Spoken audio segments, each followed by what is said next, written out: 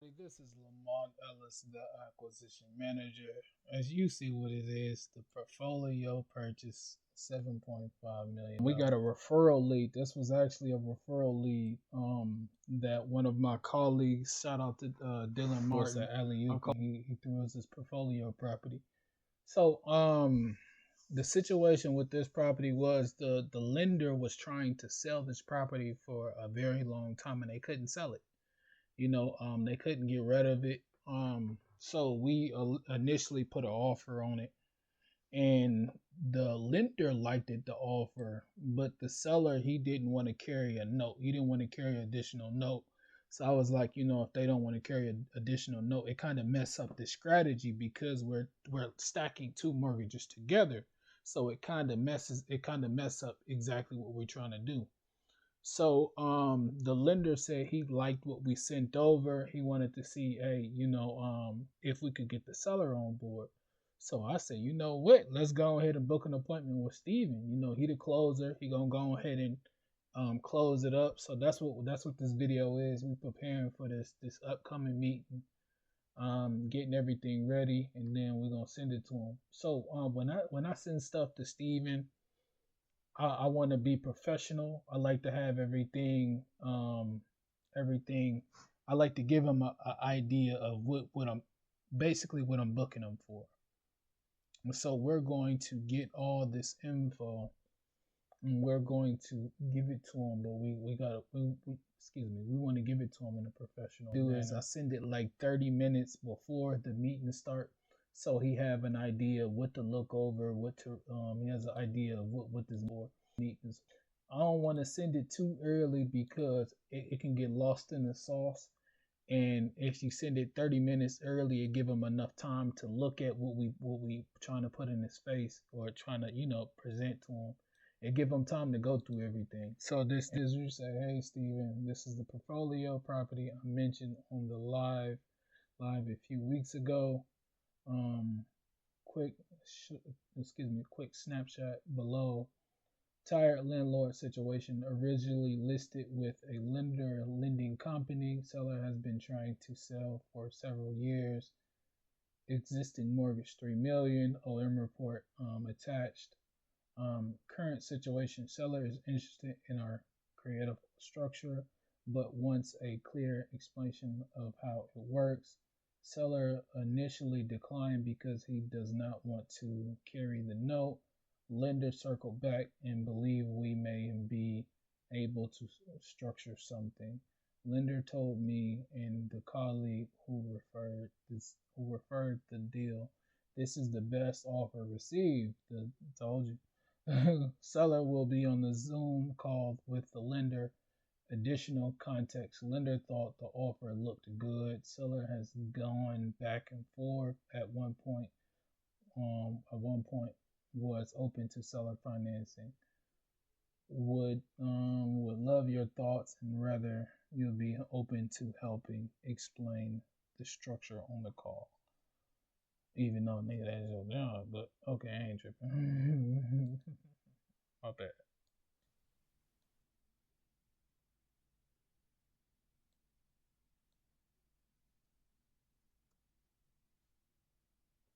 I'm not for sure if I'm missing anything else because I'm rushing. I got a bunch of things I gotta do. I'm kind of behind. This situation, we've been following up with this seller for like the last couple of weeks. Again, off and on, off and on, off and on. People get busy, I get busy, we all end up doing stuff. So it's kind of one of those things where if you consistently follow up, you'll get it closed. I think it was 12, 11. So I need to 11. So I need to be at 10. Oops. 10, 30, 0, 0, 0. Yep. 10:30 a.m.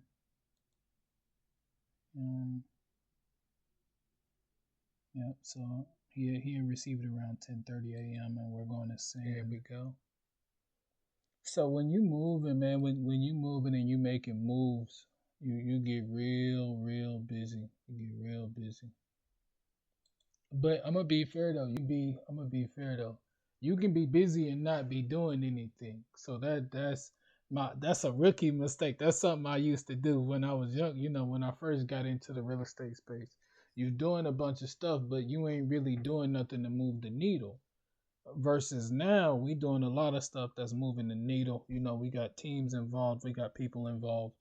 We got the whole pie. Let's just say it like that. We got everybody involved to where it makes it a lot easier to to do what I need to do.